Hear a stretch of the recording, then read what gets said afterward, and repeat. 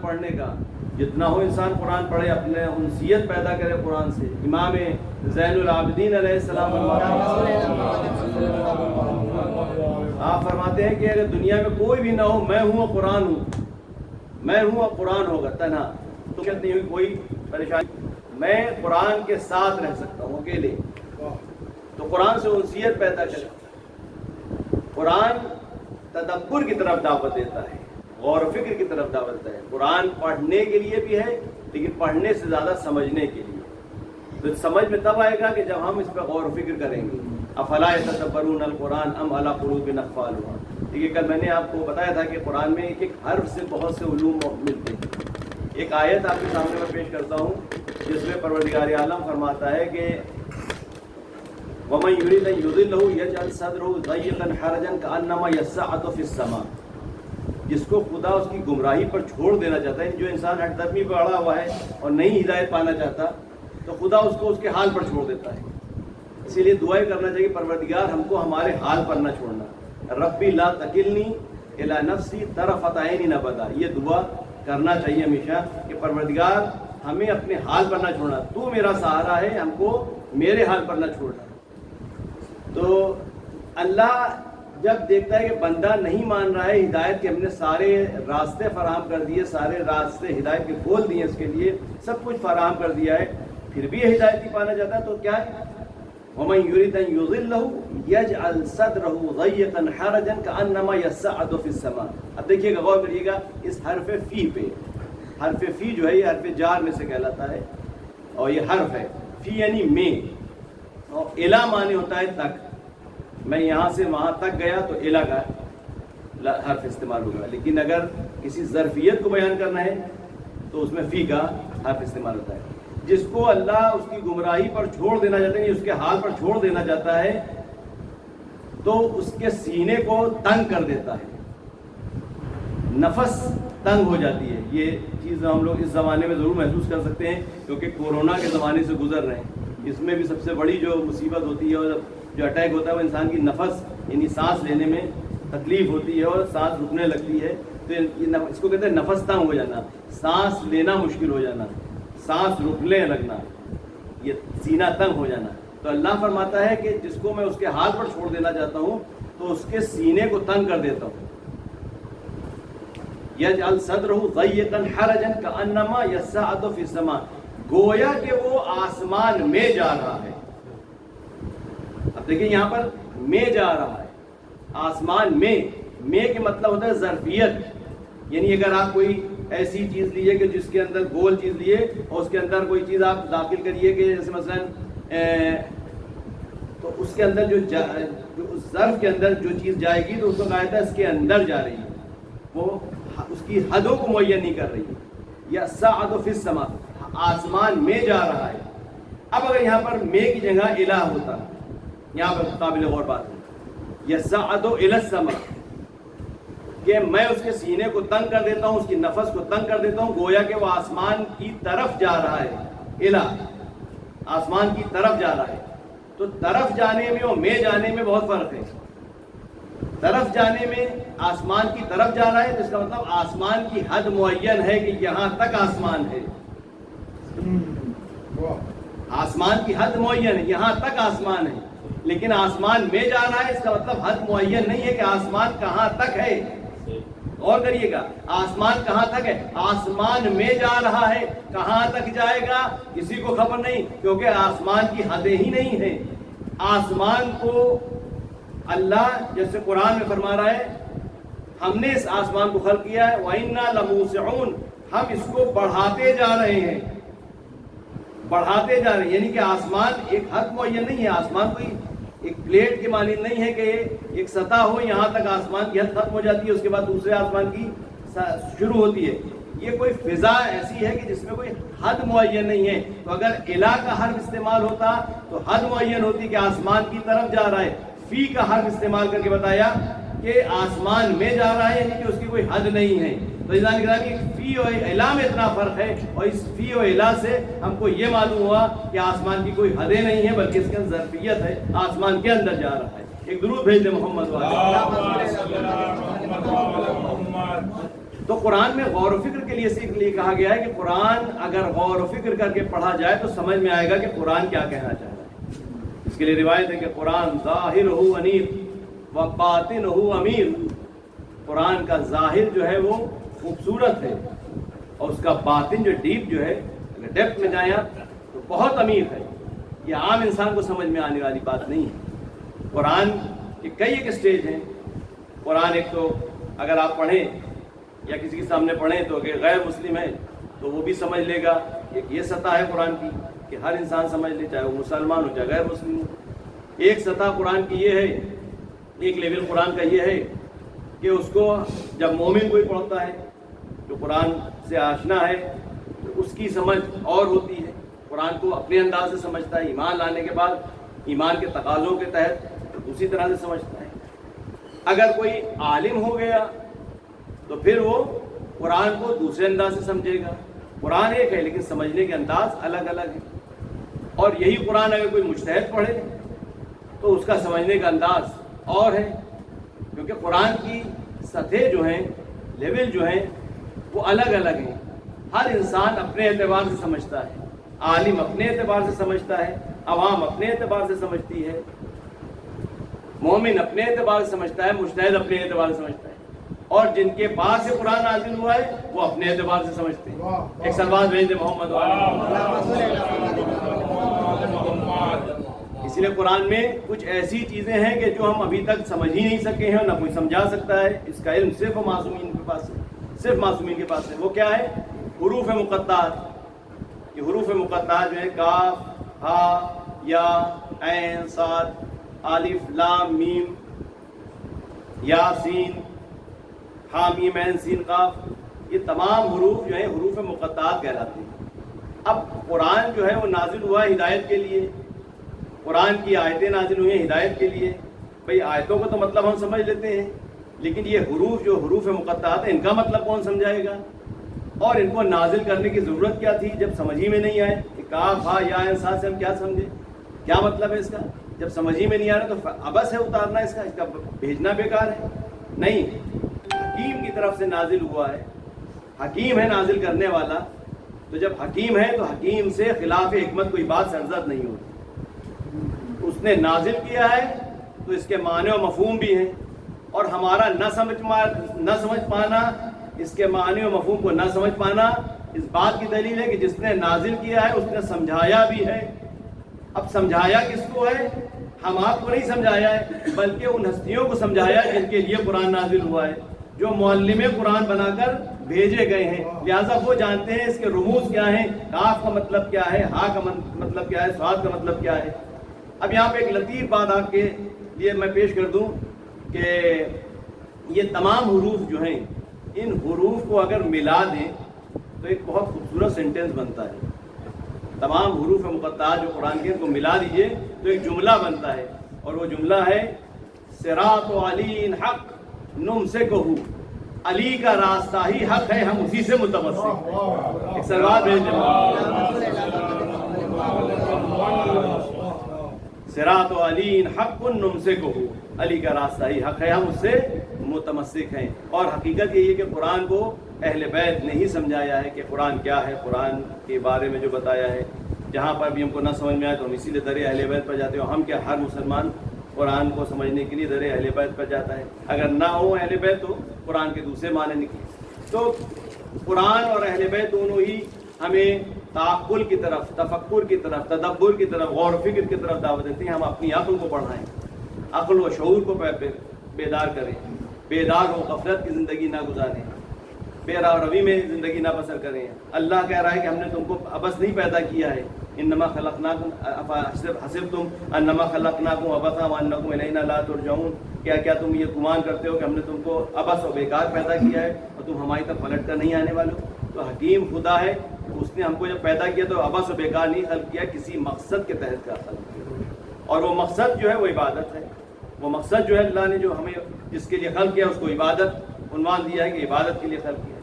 تو عزیزان نگرامی، اس عبادت میں بھی اگر غور و فکر نہ ہو، عقل نہ ہو تو یہ عبادت بھی عادت بن جاتی ہے۔ اللہ نے ہم کو عبادت کے لیے پیدا کیا، اس عبادت میں بھی عقل ضروری ہے، فہم ضروری ہے، تفقہ ضروری ہے، قرآن بھی کہہ رہا ہے کہ تفقہ فی الدین، دین میں تفقہ پیدا کرو. تفقہ کے معنی سمجھ پیدا کرو، دین کو سمجھو.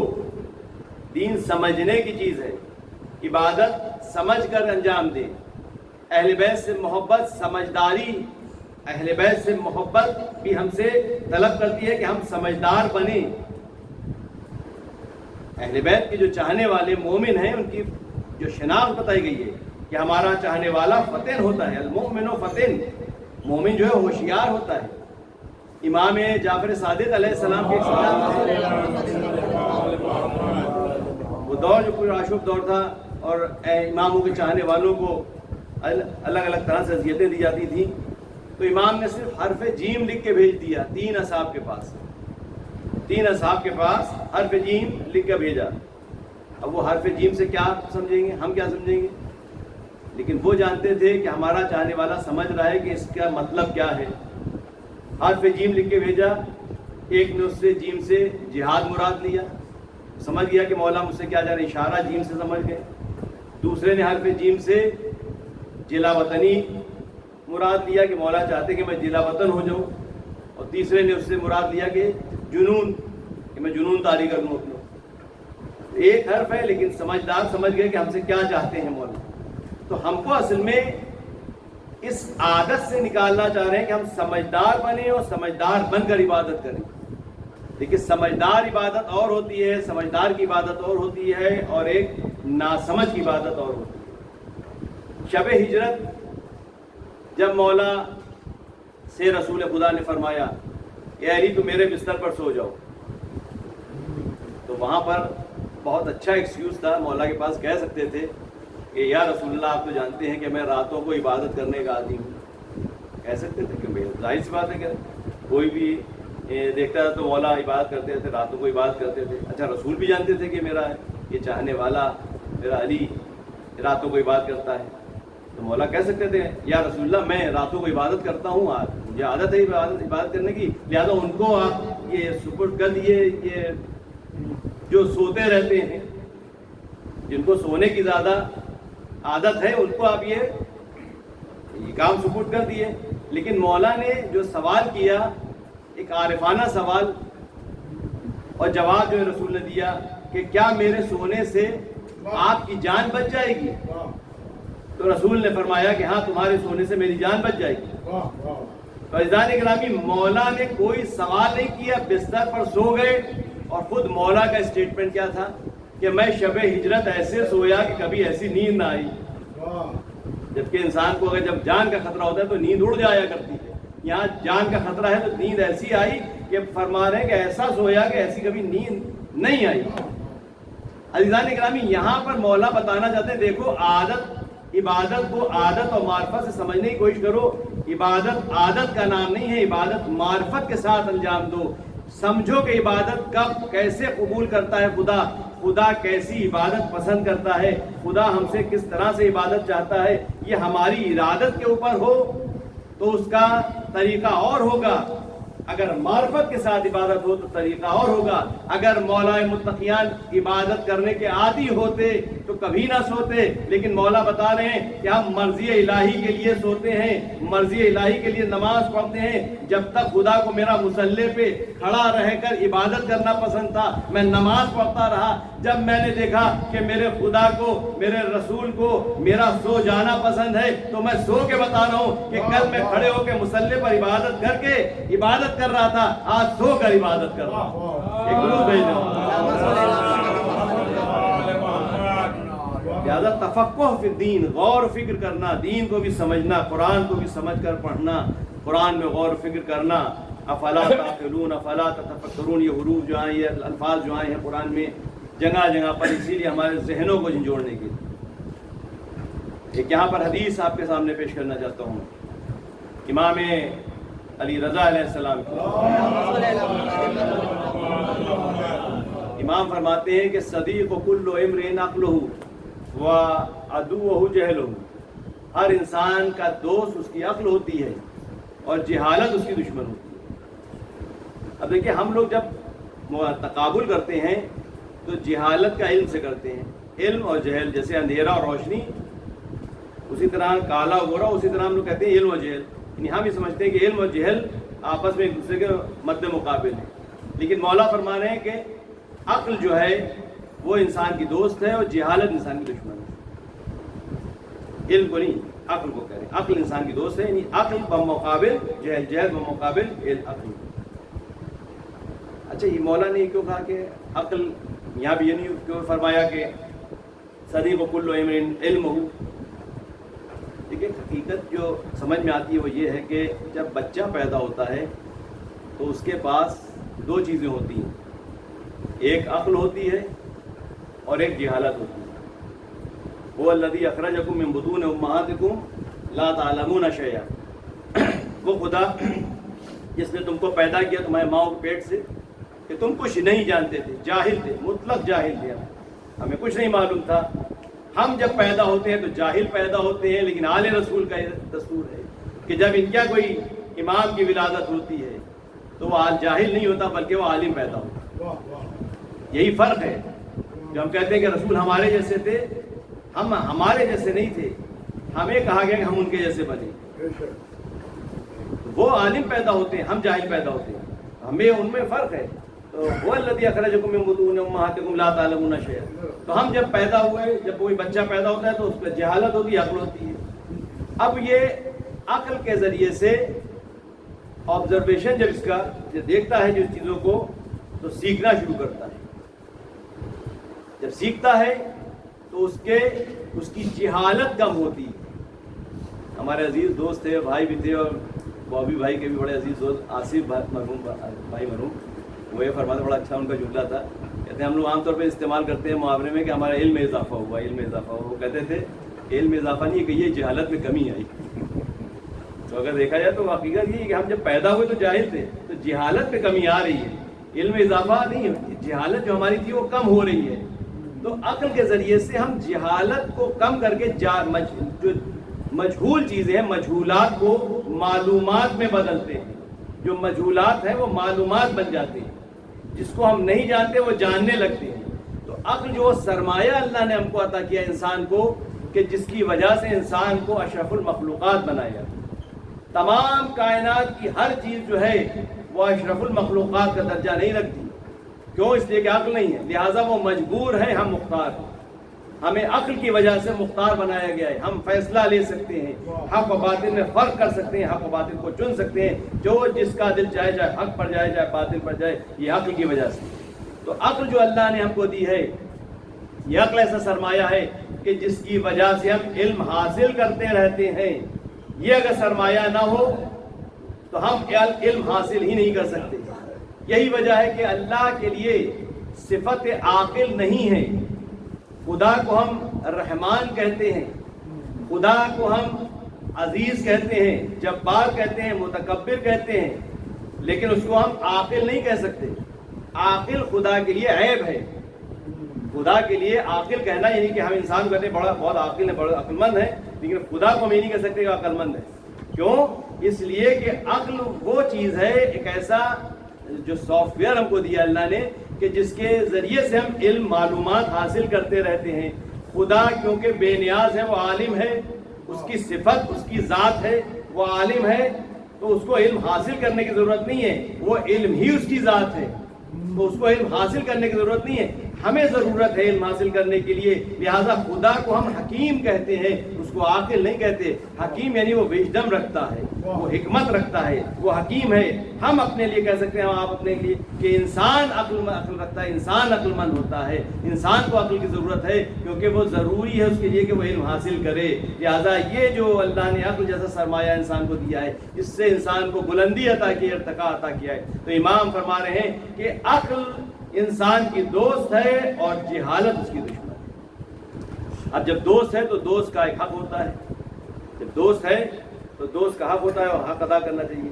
मुनाफिकत नहीं होना चाहिए दोस्ती में वफादारी होना चाहिए, जानिसारी होना चाहिए, मोहब्बत होना चाहिए, उनसियत होना चाहिए। तो जब अक्ल हमारी दोस्त है तो उसका हक भी हम पर बनता है कि अब उसको हम बचाएं उन चीज़ों से कि जिससे अक्ल कम होती है। इमाम अली अलैहिस्सलाम एक सलवात पढ़ा, آپ کی ایک حدیث ہے، آپ فرماتے ہیں کہ ینبغی للمؤمن، ہر مومن کے لیے ضروری ہے کہ وہ اپنی عقل کو 5 نشوں سے بچائے۔ 5 نشے، نشہ صرف یہی ہے نہیں ہے کہ جو انسان نشہ کرتا ہے، بلکہ نشے کئی صورتیں ہیں، اسی لیے ہمارے یہاں نشہ کرنا حرام رکھا گیا ہے۔ چاہے وہ ایک ڈراپ بھی، اگر کوئی کہے کہ ایک ڈراپ پینے سے کیا ہوتا ہے، نشہ نہیں آئے گا، نہ ہے، لیکن ایک ابتدا یہیں سے ہوتی ہے۔ گناہ کی ابتدا قطرے سے ہوتی ہے، پوائنٹ سے ہوتی ہے۔ تو یہ نہ دیکھیں کہ ذرا سا ہے نشہ نہیں ہے، نہیں، نشہ نشہ ہے، چاہے آئے چاہے نہ آئے، شروعات بھی نہ، ادھر جاؤ بھی نہیں جدھر خدشہ ہو گناہ میں مبتلا ہونے کا۔ نشہ اسی لیے حرام قرار دیا گیا ہے کیونکہ انسان کی عقل کو زائل کر دیتا ہے، اور جب انسان کی عقل زائل ہو جاتی ہے، جب ہوش و حواس میں نہیں ہوتا انسان، تو پھر وہ قرآن کو کیا سمجھے گا، اہل بیت کو کیا سمجھے گا۔ قرآن اور اہل بیت اپنے چاہنے والوں کو چاہتے ہیں کہ وہ بیدار ہو، ہوشیار ہو، ہوش و حواس میں ہو، نہ کہ بے ہوش ہو جائیں، اپنے حواس کھو دیں۔ ایسے چاہنے والے چاہتے ہیں کہ وہ ہوشیار بھی ہوں، بیدار بھی ہوں، حس رکھتے ہوں، شعور رکھتے ہوں۔ تو امام نے جب کہا عقل ہماری دوست ہے، اور امام فرما رہے ہیں، امام علیہ السلام فرما رہے ہیں کہ 5 نشوں سے مومن کو اپنی عقل کو بچانا چاہیے۔ من سکرۃ المال، پہلا نشہ مال کے نشے سے اپنے عقل کو بچائے، کیونکہ عام طور پر ہوتا ہے کہ ادھر مال آیا، ادھر دولت آئی اور انسان بے قابو ہوا۔ سکرۃ المال، سکرۃ القدرہ، طاقت کے نشے سے اپنے کو بچانا چاہیے، اپنی عقل کو بچانا چاہیے، کیونکہ ادھر طاقت آئی انسان بے قابو ہو جاتا ہے، اس کی عقل پر پردے پڑ جاتے ہیں۔ تو نشہ یہ بھی ہے، دولت کا نشہ ہوتا ہے، طاقت کا نشہ ہوتا ہے۔ سکرۃ العلم، علم کے نشے سے بچاؤ۔ علم بھی کبھی کبھی انسان کے لیے نشہ بن جاتا ہے۔ ہم سوچیں کہ بھائی ہم تو بہت قابل ہو گئے ہیں، ہمارے پاس اتنا علم آ گیا، اب سب کے سامنے ہم مغرور ہو گئے، اور غرور سے دوسروں کو نیچا دکھانے کے لیے سوال کر رہے ہیں۔ اس لیے نہیں کہ ہمارے علم میں اضافہ ہو جائے، ہمیں علم مل جائے، بلکہ اس لیے کہ وہ سامنے والے کو ہم ذلیل کر دیں۔ تو عزیزان گرامی، مولا فرما رہے کہ علم کے نشے سے بچاؤ۔ علم کا بھی نشہ ہوتا ہے، عالم جتنا علم بڑھتا جاتا ہے اس کے پاس، اس میں تواضع و فروتنی پیدا ہوتی جاتی ہے۔ عالم حقیقی کی پہچان یہ ہے کہ اس کے اندر گھمنڈ و غرور نہیں پیدا ہوتا، جتنا علم بڑھے گا اتنا غرور اور گھمنڈ ختم ہوگا، فروتنی اس میں آئے گی، انکساری آئے گی۔ تو امام فرماتے ہیں کہ من سکرۃ العلم و سکرۃ المدح، مدح کی سکرت نشے سے، یعنی ہم چاہیں کہ ہماری مدح کی جائے، ہماری تعریف کی جائے، اس نشے سے بھی بچائیں۔ اپنے آپ کو مدح کی نشے سے بچائیں، یعنی ہم چاہیں کہ ہماری لوگ تعریف کریں، مجلس پڑھ کے اتریں، لوگ ہمارے ہاتھ چومے اور کہیں گے کیا مجلس پڑھی آپ نے، کیا بیان تھا آپ کا۔ تو یہ جو ہمارے اندر شوق پیدا ہو رہا ہے، یہ بھی ایک طرح کا نشہ ہے۔ امام فرما رہے ہیں اپنے آپ کو مدح کی نشے سے بچاؤ۔ امام زین العابدین علیہ السلام کی دعا ہے، خدائے قسم یہ وہ شخصیتیں ہیں کہ جنہوں نے ہم کو رہنمائی، قدم قدم پر رہنمائی کی ہے، کس طرح سے ہم زندگی گزاریں، کس طرح سے ہمارے پاس اگر کوئی دولت یا سرمایہ آئے تو اس کی کس طرح سے ہم حفاظت کریں۔ امام فرماتے ہیں اللہم اعززنی وفی اعین الناس فاعذرنی وفی نفسی فذللنی، پروردگار مجھے عزت عطا کر اور لوگوں کی نگاہ میں مجھے عظمت عطا کر۔ دعا دیکھیے، پروردگار مجھے عزت عطا کر، لوگوں کی نگاہ میں مجھے عظمت عطا کر، لیکن میں خود اپنے تئیں اپنے آپ کو بہت کم سمجھوں۔ وفی نفسی فذللنی، میں اپنے آپ کو بہت کم سمجھوں، یعنی غرور نہ پیدا ہونے پائے۔ عزیزان گرامی، یہ تعلیم دے رہے ہیں کہ دیکھو اگر کبھی بھی کوئی سرمایہ ملے، چاہے علم کا سرمایہ، کوئی دولت ملے، تو اکڑنا نہیں، خدا کے سامنے شکر کا سجدہ کرنا۔ اس لیے سید الساجدین کہا گیا کہ کوئی نعمت ملی سجدے میں چلے گئے۔ ایک درود بھیجیں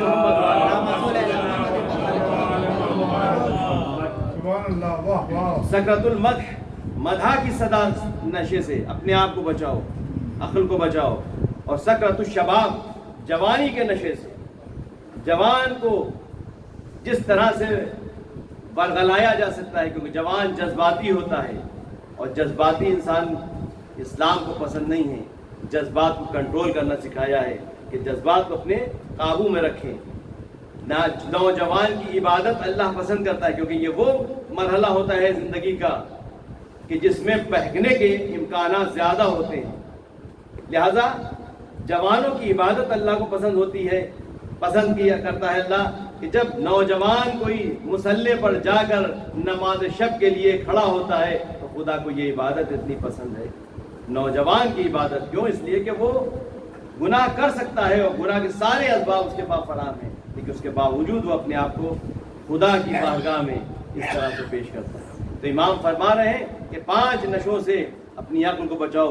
عزیزان گرامی، دوست کا حق یہ ہے کہ اس کا خیال رکھا جائے، اس کے ساتھ انسیت ہو، محبت ہو، دغا بازی نہ ہو.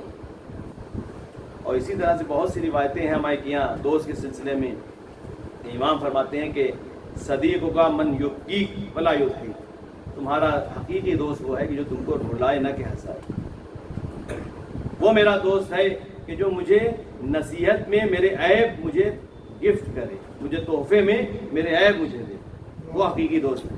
معیار دوستی کا دیکھیے کیا بتایا ہے. دوستی کا معیار جو عام طور پر دنیا والوں نے بنایا ہے وہ یہ کہ ہنسی مذاق، انجوائمنٹ، خوشی، گھومنا پھرنا، یہ سب ہمارے معیارات ہیں. لیکن اسلام نے جو معیار دیا، مولا نے جو معیار دیا وہ یہ نہیں دیا ہے کہ تمہارا اصلی دوست وہ ہے کہ جو تمہارے ساتھ تمہارے خوشیوں میں شامل رہے اور گھومنے پھرنے میں تمہارے ساتھ ہنسی مذاق میں شامل رہے. اصل دوست وہ ہے کہ جو تمہارے عیب تم کو تحفے میں دے تاکہ تمہاری شخصیت نکھر کر سامنے آئے.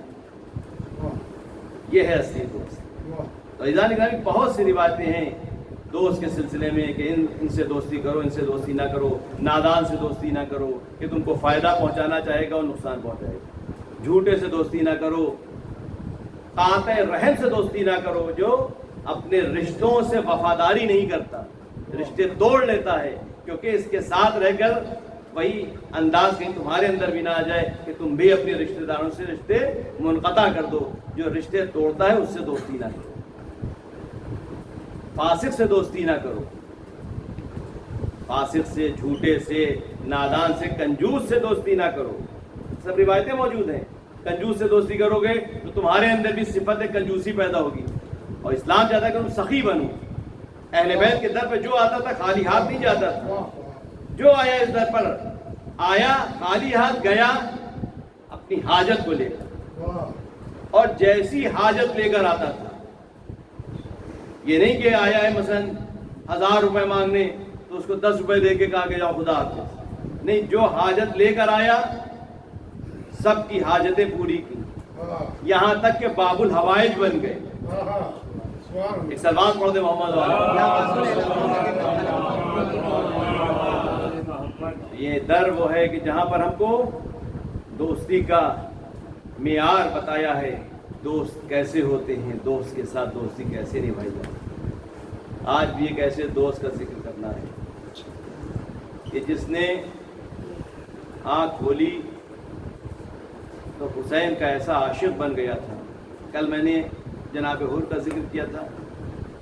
آج وہ دوست کہ جو حسین کو اتنا چاہتا تھا، اتنی محبت تھی حسین سے کہ باپ نے آ کر کہا کہ یا رسول اللہ، میرا بیٹا حبیب حسین کو بہت چاہتا ہے، ہر وقت حسین کا ذکر کیا کرتا ہے. میں چاہتا ہوں کہ آج شب آپ میرے مہمان بن کر آئیے اور حسین کو ساتھ لے کر آئیے.